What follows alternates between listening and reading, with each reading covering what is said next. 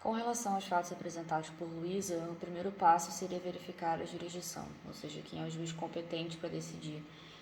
essa controvérsia. Em primeiro lugar, é possível perceber que se trata de um contrato claramente de alcance internacional, ou seja, ele foi assinado no país estrangeiro. Esse contrato prevê uma eleição de foro e uma lei aplicável específica. Contudo, Luísa é domiciliada no Brasil, né, e nos termos do artigo 12 da Lei de Introdução ao Direito Brasileiro, é competente a autoridade judiciária brasileira nesses casos. E também trazendo o artigo 101, parágrafo inciso 1 do Código de Defesa do Consumidor, a ação de responsabilidade civil pode ser proposta no domicílio do autor. Então, no nosso ordenamento jurídico, a definição da competência detém essas características, né? Tanto na legislação específica aplicável ao caso, que vai ser provado a seguir, quanto na Lei de Introdução ao Direito Brasileiro, que é quem oferece os contornos para decidir as controvérsias de âmbito internacional, né? As chamadas leis de normas de conexão. Nesse caso, deixando bem claro que existe esse possível conflito, essas duas jurisdições possíveis competentes, o fato é que a jurisdição brasileira, nesse caso,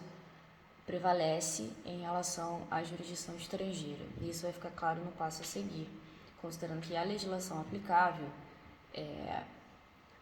também, nesse caso, é a legislação brasileira. Contudo, é importante fazer uma distinção aqui. A jurisdição é diferente de lei aplicável e seria possível, hipoteticamente, né, não no caso concreto, mas com uma outra situação fática, que a jurisdição competente fosse a jurisdição brasileira, porém a legislação aplicável fosse a legislação estrangeira. Não é o que se verifica aqui, porque nos termos não é o que acontece aqui, porque o Código de Defesa do Consumidor, pela jurisprudência nacional, por toda a proteção que o ordenamento jurídico brasileiro confere ao consumidor, pelo status de norma pública que o STJ confere também ao Código, qualquer entrave nesse tipo de relação, né, qualquer cláusula, qualquer contrato ou situação fática que impeça o consumidor de efetivar seus direitos ou efetivamente buscar a justiça, como é o caso de Luísa, né, faticamente impedida por uma pandemia de alcance global, no contexto de emergência, é uma situação que cria bastantes obstáculos para que Luísa veja o seu direito protegido, né, ou pelo menos para que ela possa exercer seu contraditório e pleitear as suas demandas. Então, considerando todas essas situações e a importância que o Código de Defesa do Consumidor tem, a gente consegue excluir a incidência das normas que impediriam a aplicação da lei brasileira.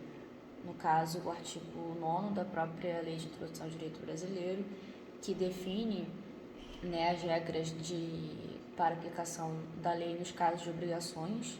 né, contraídas no geral, que é o artigo que prevê que a lei aplicável ao caso é a lei de onde a obrigação foi contraída. Portanto, a gente sabe que a exceção para esse artigo é justamente a violação à ordem pública, à soberania nacional, bons costumes, etc. Então, nesse caso, como o CDC tem status de norma pública e a proteção do consumidor é muito caro, o ordenamento jurídico brasileiro, claramente a Luísa nessa situação está impedida de exercer